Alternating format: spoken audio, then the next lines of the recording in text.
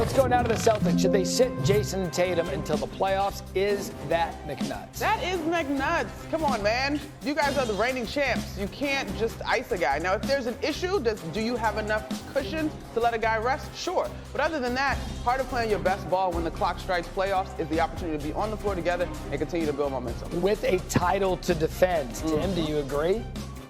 Yeah, save the bubble wrap for somebody who's fragile. This is one of the most durable superstars in the NBA. You don't need to baby this guy. Give him time to get right coming off of this ankle injury, but if he's healthy, let him play, let him roll into the playoffs with a rhythm. You don't have to treat Jayson Tatum with kid gloves. Again, momentum with a title to defend. Well, it'll be interesting to see how they handle this the rest of the way, final 10 games or so. You guys have been great today. Thank you for your NBA perspective. Thanks, and all of your McNutts and juice suggestion has been fantastic learning. You graduated high school in 2007. There we go. And Tim moving from a bad backdrop to an LA backdrop. You did everything today. Guys, thank you. Hey, let's go to baseball now.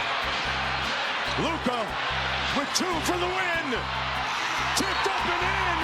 LeBron James at the buzzer. Not always there when you call, but always on time. LeBron's been with the Lakers for 7 years, but did you know that was his first go-ahead bucket in the final 10 seconds of the fourth quarter or overtime in LA? 0 for 18 on those shots before the tip in yesterday. Time now for one of our favorite segments. Is that McNutt? What do we have here? We have the great Tim McMahon here to jump in as well. Monica, Luka, and LeBron will have a Hollywood ending to the season. Is that McNutt? What did I say, production? Did I say this? I think this is not McNutt. It is McNutt. Okay, listen.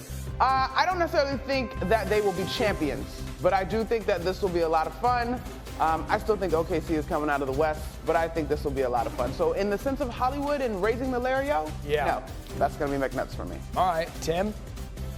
Yeah, that's not a Hollywood ending. This is not a team that is, I mean, maybe they're a long shot contender. They're not a real contender right now. They're a transaction cycle or 2 away from that. A Hollywood ending has to be a trophy. A playoff run, sure, that's possible. A title, I don't see it happening. Not this season. In the future, perhaps. Yeah, they're built for a run, though, with Luka in his prime. Okay, Monica, the Rockets will make the West formed, right? A little bit before the trade deadline, Luka Doncic arrives in a Lakers uniform. Between injuries, their availability has been questionable. But these moments, to me, are big trust deposits, right? In terms of being able to trust your guys in clutch moments. The smile of Luka Doncic in this huddle as he sees this ball go down, like, the chemistry, I think, is something in sport that gets you over the hump.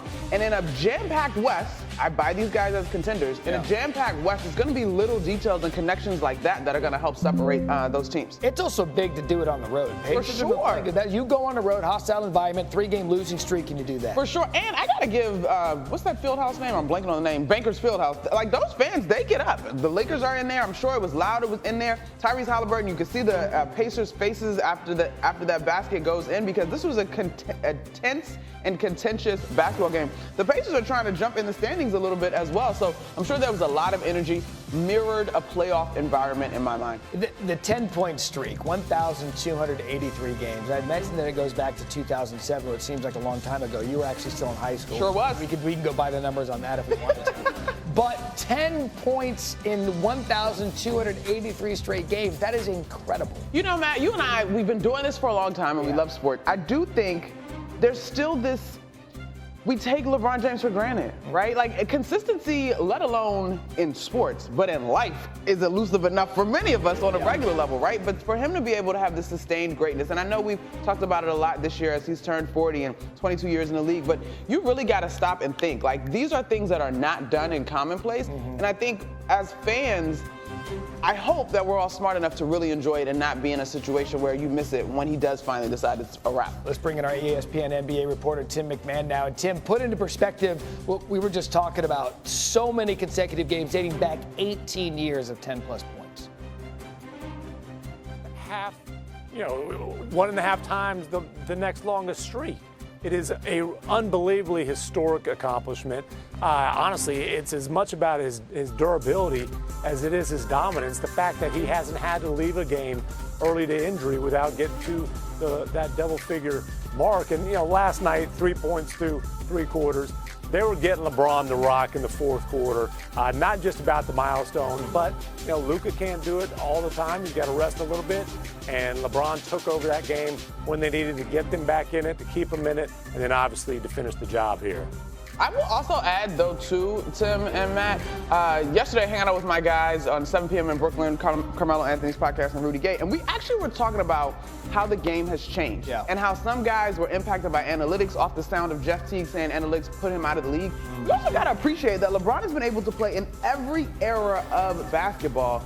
His presence on the floor translates beyond any style that seems to be trendy. And again, a complete testament to his ability to stay healthy. Yeah, when you play in the NBA that long, you're going to pass through different eras of basketball, and he's certainly done so at maybe the highest level we've ever seen. Before the game, at LeBron game winner for the Lakers, he was on our Pat McAfee show yesterday.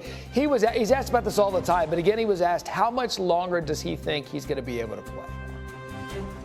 It's popping up more and more every year because obviously I know I'm on the other side of the hill than the previous side. For me, it's my mind. I am all about the process.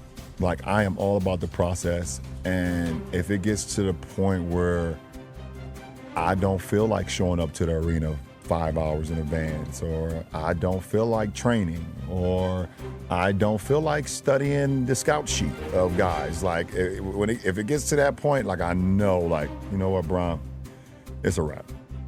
Tim, he said something interesting there. He said it's about the mind, meaning he believes physically he's going to be able to play 3, 4, 5 more years. What did you make of his comments? Well, look, it's also about the mind, and he knows he's still one of the best players in the NBA. He knows he's still a no-brainer All-NBA selection. I just cannot imagine him walking away from that when he also knows that with Luka Doncic, he's going to have a chance to contend. He's going to have a chance to be competitive, and he doesn't have to carry the load for 4 quarters. He can kind of cruise and find ways to contribute for 3 and be that closer with Luka now. Until I see decline, I'm not taking any retirement talk seriously. Especially with Luka in his prime. He knows they can go on a little bit of a run, Monica. Joe Fortenbaugh is actually standing by to do some college basketball best bets. I'm going to take his job for 1 minute. Okay. I'm going to set the over-under on LeBron's years left in the NBA, 4.5. Well, I'm inclined to take the over just because I think he's a guy that knows exactly what he's doing. And his son, Bryce, his second son, is not that far away. Now, in that interview, he did poo-poo the idea of waiting on Bryce. But if it's close, why not? Now, I will say this, though. I do not see LeBron James as a guy that's going to limp off. I think we will all be like, he could go again. And to his point, if his mind is on other things, he will walk away. I don't see him ever being 8th man off the bench, none of that. I don't think he's going to ride it till the wheels fall off, literally, physically. I do think he's going to be like, all right, I have all the money in the world, and I'm off to my next endeavors. Right, and he has a ton of them outside of basketball. He's been doing it as good as anybody. You talk about adjusting with the Times broadcast or production company. Yeah, Tim McNutt, go. Yeah, listen, he's also a competitor.